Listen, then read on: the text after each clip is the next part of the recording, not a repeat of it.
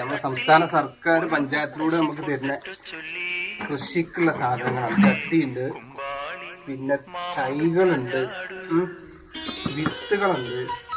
അത് ഇതിനു മുമ്പ് പഞ്ചായത്തിൽ നിന്ന് കിട്ടിയതാണ്. അതിപ്പോൾ ഏകദേശം വിളവെടുക്കാൻ തുടങ്ങി. മുളകുണ്ട്, പിന്നെ വഴുതനുണ്ട്. തക്കാളി ഉണ്ടാവില്ല.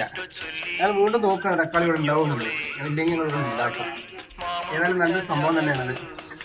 ഞങ്ങൾ പഞ്ചായത്ത് വാങ്ങിയപ്പോൾ ചോദിക്കുന്നുണ്ട് എന്ത് കൊണ്ടുവന്നപ്പോൾ ചെടിക്കാണോ അല്ലെങ്കിൽ കൃഷിക്കാണോ കൊണ്ടുപോകണം ചോദിക്കുന്നുണ്ട്. അപ്പോൾ ഒരു കാണാൻ വേണ്ടിയിട്ടാണ് ഇന്ന് ഞങ്ങൾ ഈ വീഡിയോ ചെയ്തത്.